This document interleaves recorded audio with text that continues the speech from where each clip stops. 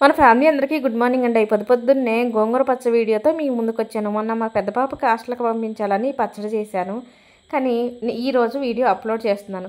ఈ గోంగూర పచ్చడి సంవత్సరాలు నిల్వ ఉండే పులిహోర గోంగూర కాదు, అలా అని ఇంట్లో అప్పుడప్పుడు చేసుకునే గోంగూర పచ్చడి కాదు, కనీసం ఒక 10 రోజులు ఉండేటట్టు చేశానమాట. ఎలా చేశానంటే, ఒక కడాయిలో 3 పిరికెళ్ళు ఎండుమిర్చి వేసి ఎండుమిర్చి గలగల్లాడేంత వరకు కూడా వేయించి వేరే గిన్నెలోకి తీసుకొని, అదే కడాయిలో స్పూన్ ధనియాలు, అర స్పూన్ జీలకర్ర వేసి, జీలకర్ర ధనియాలు వేగిన తర్వాత మరో గిన్నెలోకి తీసుకొని కడాయిలో ఇంకొద్దిగా నూనె వేసుకొని శుభ్రం చేసి పెట్టిన గోంగూరను వేసి మూత పెట్టేసి అప్పుడప్పుడు తిప్పుకుంటూ గోంగూరని చక్కగా వేయించుకోవాలి. ఇక్కడ నేను గోంగూరలో వాటర్ అయితే వేయలేదు. వేయించిన ఎండుమిర్చి మిక్సీ జార్లో వేసి వేయించిన జీలకర్ర ధనియాలు రుచికి సరిపడే అంత ఉప్పు కూడా వేసి మెత్తగా పొడి పట్టేసుకోవాలి. ఇక శుభ్రంగా కడిగి పెట్టిన రోట్లో తడి ఆరిన తర్వాత ఒక 10 ఎల్లుల్లి రెబ్బలు వేసి వెల్లుల్లి రెబ్బలు దంచుకున్న తర్వాత వేయించిన గోంగూరను కూడా వేసి గోంగూర కొంచెం మెత్తగా మెదిగే వరకు నూరి ఇందులోకి ఉడకబెట్టిన చింతపండు ఒక 2 నిమ్మకాయల సైజు అంత చింతపండు వేసానండి. అది కూడా ఉడకబెట్టాను అనమాట. అలాగే అర స్పూన్ పసుపు కూడా వేసానండి.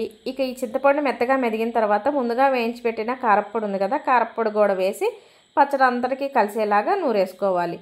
ఇప్పుడు ఇక్కడ నేను గోంగూరని నూనెలో వేయించాను కాబట్టి చూడటానికి కొంచెం గట్టిగా ఉంటుంది. పచ్చడి తాలింపు పెట్టుకున్నాక మంచిగానే ఉంటుందిలేండి. ముందు స్టవ్ వెలిగించి కడాయి పెట్టి నూనె వేసి నూనె వేడెక్కిన తర్వాత 5-6 ఎండుమిర్చి తుంచి వేసాను. ఒక 10 వెల్లుల్లి రెబ్బలు కచ్చపచ్చ దంచి వేసాను. అర స్పూన్ జీలకర్ర, కొద్దిగా కరివేపాకు, కొద్దిగా ఇంగువ వేసి వెల్లుల్లి రెబ్బలు వేగిన తర్వాత రోట్లో నూరుకున్న ఈ గోంగూర పచ్చడి తాలింపులో వేసేసి సన్నటి సేగ మీద కొంచెం ఎక్కువసేపు వేయించామనుకోండి, పచ్చడి రంగు మారుతుంది, టేస్ట్ బాగుంటుంది, 10 రోజులు నిల్వ కూడా ఉంటుంది. మరి పచ్చడి వీడియో మీకు నచ్చింది అనుకుంటున్నాను. నచ్చితే లైక్ కొట్టండి అబ్బా.